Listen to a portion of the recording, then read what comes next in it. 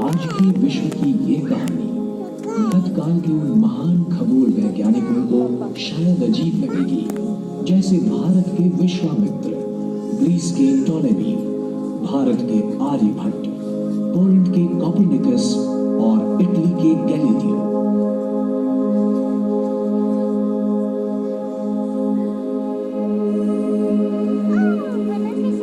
विश्व की शुरुआत कैसे हुई? लाखों वर्षों तक विस्तारित और ठंडे होने की प्रक्रिया के बाद विश्व ने अपनी प्रारंभिक अवस्था से बाल्यावस्था में प्रवेश किया। उसके बाद बहुत सारी दिलचस्प घटनाएं घटने लगी। गुरुत्वीय आकर्षण से कुछ भौतिक पदार्थ इकट्ठे हुए और यहाँ वहां घने गुच्छों में बिखर गए। अति विशाल थे, पर कुछ लाख वर्षों तक ही वो टिक पाए। फिर उनका विस्फोट हुआ, प्रलयंकर धमाकों में, जिन्हें सुपरनोवा के नाम से जाना जाता है, शायद समुदाय में फैल गई थी।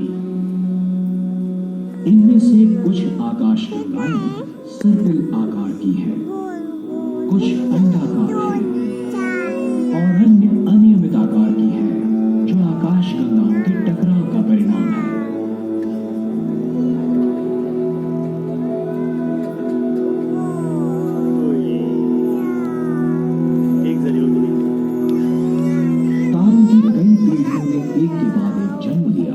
जीवन के लिए आवश्यक पानी, ऑक्सीजन और लोह जैसी मूल तत्वों की निर्मित की गई। अंततः उनका नाश हुआ। जैसे जैसे विश्व लाख वर्षों में आकारमान में बढ़ता गया, वैसे वैसे वो पतला और गिरल और ज्यादा ठंडा होता चला गया।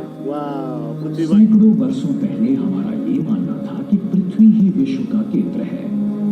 बाद में विज्ञान ने ये साबित किया कि हमारा ग्रह और अन्य ग्रह दरअसल सूरज की परिक्रमा करते हैं।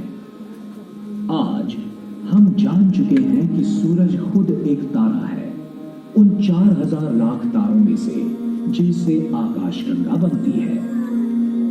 पर हमारी आकाशगंगा जो अनगिनत तारों से बनी है, वो भी छोटी लगती है जब हमें ये महसूस होता है कि वो भी विश्व की अनगिनत आकाशगंगाओं में से केवल एक ही है। हमारी इस आकाशगंगा का निर्माण अरबों वर्षों पहले एक बड़े धमाके के बाद हुआ, मतलब अंदाजन 13.2 अरब वर्ष पहले। उसके सबसे प्राचीन तारों की आयु अंदाजन 10 अरब वर्ष है और सबसे नए तारे कुछ करोड़ों वर्ष की आयु के हैं। वास्तव में छोटे तारों का जन्म हर दिन होते ही रहता है। हमारा सूरज उसकी आयु 4 अरब वर्ष। वायु और धूल से भरे एक बादल से उसका जन्म हुआ, जिसे हम सोलार नेबुला के नाम से जानते हैं। एक विस्फोटक तारे की मृत्यु हुई और इसमें से सूरज का जन्म हुआ। एक विनाश होते तारे के विस्फोट से निकली कंपन लहरों से सौरमंडल की निर्मिती की शुरुआत हुई। उस बादल से निकले वायु और धूल की से सूरज की निर्मिती हुई और थोड़ी सी धूल और वायु इकट्ठी होकर सूरज के चारों ओर से छल्लों का तथा मलबे का निर्माण हुआ। इन छल्लों का बहुतांश द्रव्य इकट्ठा होकर उनमें से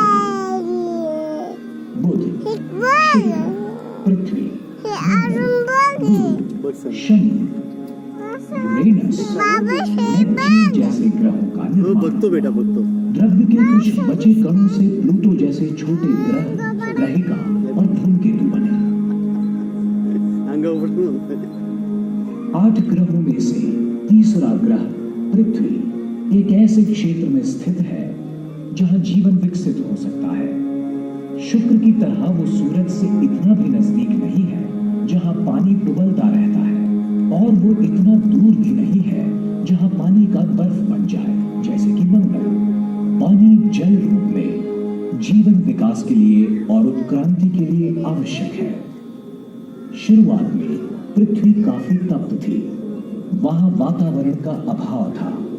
यथावकाश बाहरी सतह ठंडी होकर सख्त पपड़ी जैसी हो गई, जिसका अंतर्भाग पिघली हुई शीला से बना था। कई जगहों पर पपड़ी फाड़कर अंदरूनी द्रव्य बाहर आया और ज्वालामुखी बन गए। इनमें से तप्त लाल रंग का लावा और वायु बरसने लगी। इन वायुओं ने पृथ्वी का पहला वातावरण तकरीबन 4.5 अरब वर्षों पहले सूर्यमंडल के घनीभूत होने की प्रक्रिया शुरू हुई। सागर बन गए। फिर 5000 लाख वर्ष बीत गए और नीले हरे रंग के शैवाल के रूप में जीवन के आदिम रूप प्रकट हुए। 5000 लाख वर्ष और बीत गए और जीवाणु तथा वनस्पति अस्तित्व में आए। उसके बाद करोड़ों वर्षों की कालावधि के दरमियान अधिक से अधिक जटिल जीवों का निर्माण होता रहा, पहले समुद्र में और बाद में जमीन पर।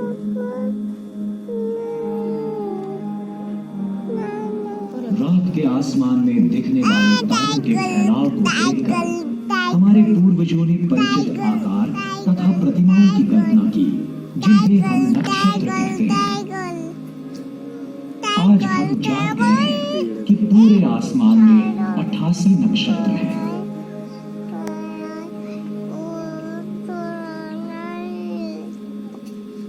इनमें से 12 इस राशि चक्र के पट्टे से गुजरते हैं, ऐसा आभास होता है।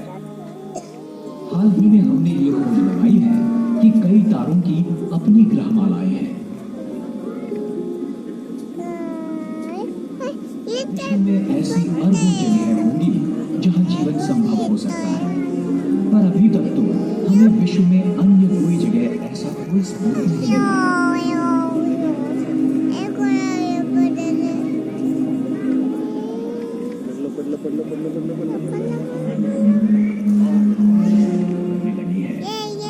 यानी विश्व हमारे बिना अस्तित्व में नहीं रह सकता। जो भी हमारे सामने प्रतीत हो रहा है, हम उसमें स्वेच्छा से शामिल हुए हैं। हम इस असाधारण पैमाने के विश्व के छोटे से भागीदार हैं।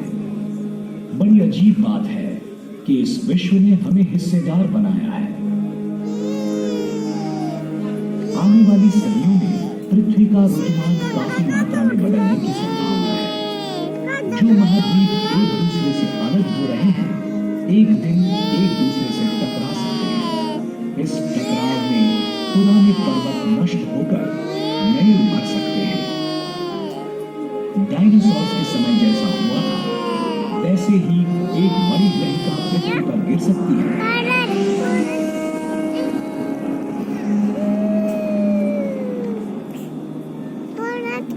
कुछ नजदीकी तारों का नाश होगा तो कुछ नए तारे जन्मेंगे।